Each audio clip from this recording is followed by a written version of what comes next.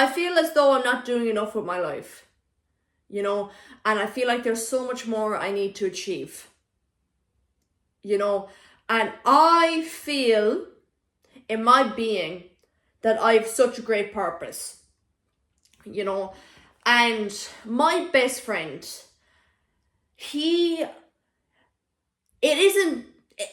probably isn't healthy how much I need him to regulate myself. It definitely isn't healthy, but I was on call with him and sorry, someone just sent me a video snap there. And I had a long talk with him. And I had admitted to him that my eating habits are shit, you know. And I had a long talk with him, and I had a talk with him about how fucking self-destructive I am, and all this, and all that, you know. And he said to me, Nisha, you've done enough of the whole taking care of other people. Take care of yourself, you know.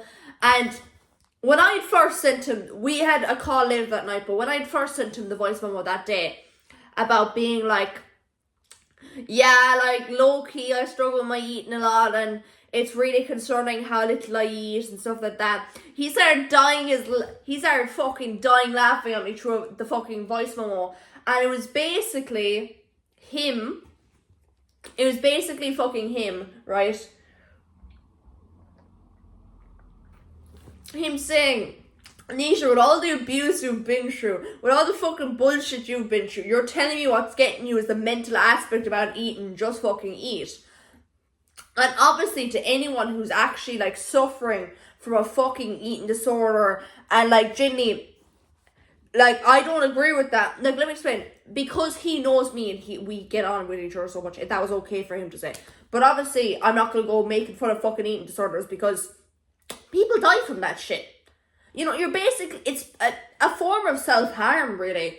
You know, it's like your body, it's like fucking running a car on some shitty-ass fucking petrol and not, you know?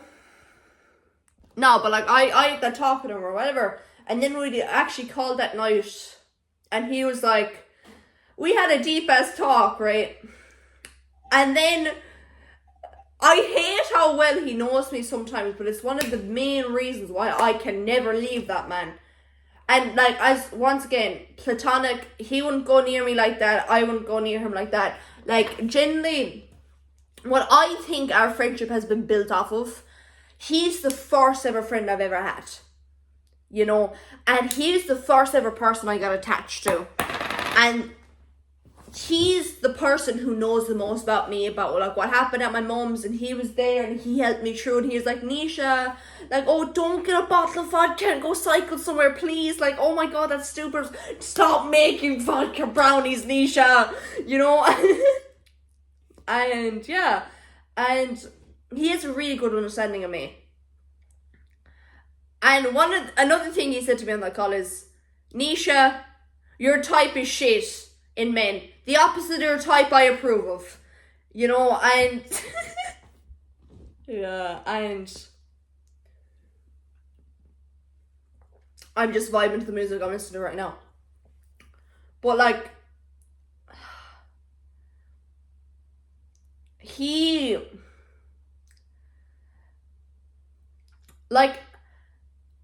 his kids would be so lucky, you know, and I can't wait to meet the woman he's gonna marry, you know. Hey, he might end up being a fucking single, you never know, but it's the type of thing where it's like, I can't wait to see what he's gonna do with his life, you know, because I know he's always rooted for me and my shit, and he's one of the few people who have actually looked out for me and took care of me, you know. And like when I was at my really suicidal stage and I was trying to kill myself every other second, every single time I had rang him, he knew something was wrong. And even if he was busy doing shit, if he couldn't respond, the second he had got on his phone, he'd be like, Nisha, what the fuck happened? I'm so sorry. He wasn't always there, but whenever he was there, he gave a fuck. You know? And it's I hate that people automatically assume that I want him romantically. And it's the type of thing where it's like, he's like fucking family to me. Do you know the way everyone's on about like, oh, blood is the most important, blood is thicker than water, and oh, my parents, and I love my parents and all this and all that. Like, he's my fucking family. You know, like, that's how I view him anyway. And like a lot of fellas, they got like intimidated and threatened by him. But it's the type of thing, I wouldn't touch him with a 10-foot pole. He thinks I'm a whore. I don't know.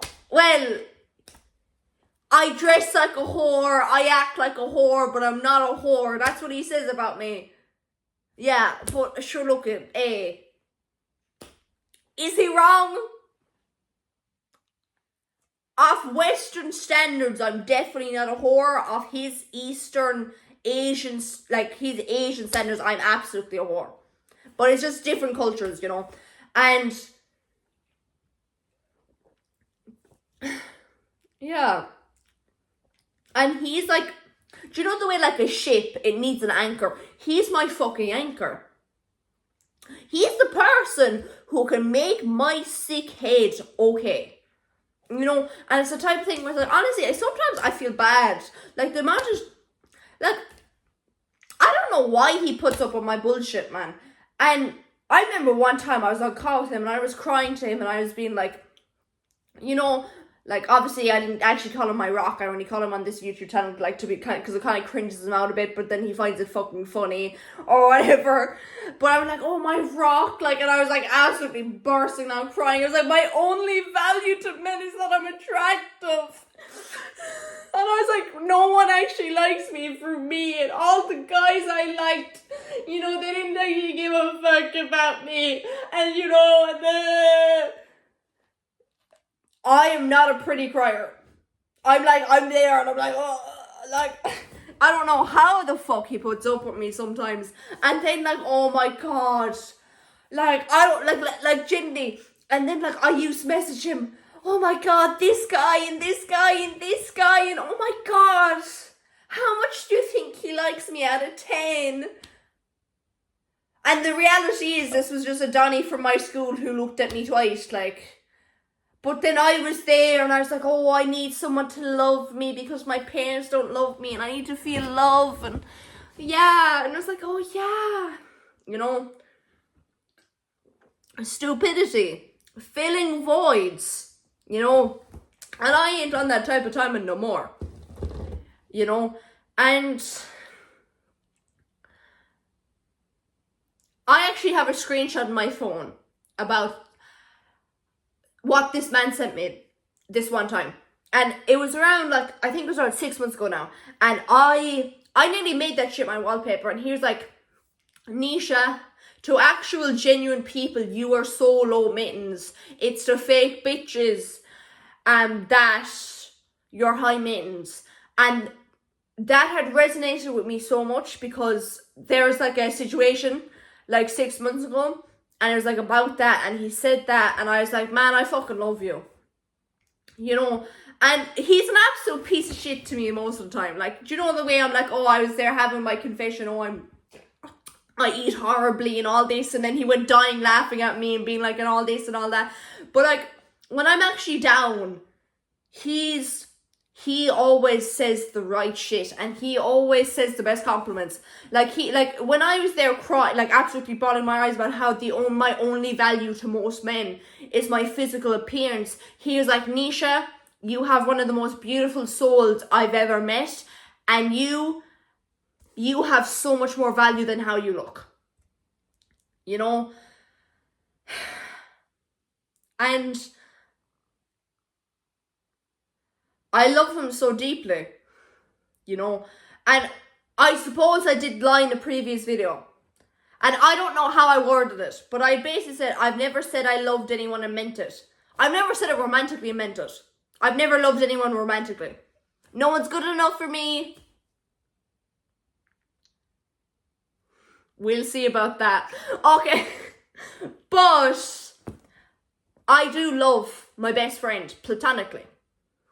You know, and it's the type of thing where it's like, I don't know why everything in society, like obviously I know there's a whole thing that men and women, you know, half the time, like let's be honest, when they are friends, one of them wants to shag the other one, one's in love with the other, and like, oh, friends with benefits and situationships and the whole lot.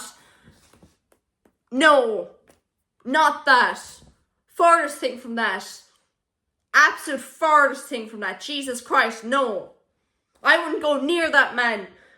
And that man, he'd probably rather fuck a homeless man than me. Like, I'm gonna keep it real. Like, he'd be like, oh, Nisha, you know, like, yeah. But he's my anchor, really. He's one of the only people that actually understand me. And he's one of the people who is like, if I'm on some bullshit, he'll talk me out of it. You know? Like, I almost view him like as a big brother, I'd say.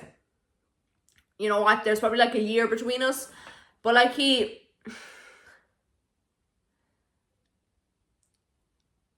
I said this to my therapist, and this sounds really, really romantic. But I don't mean it like that. But I feel so deeply about him because he's the first person who I ever got attached to. He's the first person who ever, in my long list of being disappointed, didn't disappoint me, you know. And he was like, and I said to my therapist, and I was like, it almost felt like it almost feels like I was born to have met him. And then she looked at me and she was like, and then she had kind of said to me like, are you sure it's not romantic? I was like, I don't want to hop on him. I swear to God, I don't. It's not like that. I actually am neurodivergent. Jesus Christ. I need to get diagnosed. I'm never going to get diagnosed. Let's keep it for real out here. You know, they'd like put me in meds, my whole personality would fucking leave. Hell no. People love me because I'm autistic. I'm getting like a caffeine rush. I'm gonna vacuum this whole place. My whole apartment's getting vacuumed. I'm actually about to do that. I'm actually about to do it. Would my best friend be proud of me if I vacuumed? Maybe I should stop yelling. It's like going on why I am. Do I go back to the Chinese again? Lads, do I go back to the Chinese? Oh, I'd love myself another 3-in-1. But the thing is, right, I'm a woman. I'm not leaving my house at this hour. And questions have been answered. You know. Either way, I'm going to leave it here. Probably going to film another vid.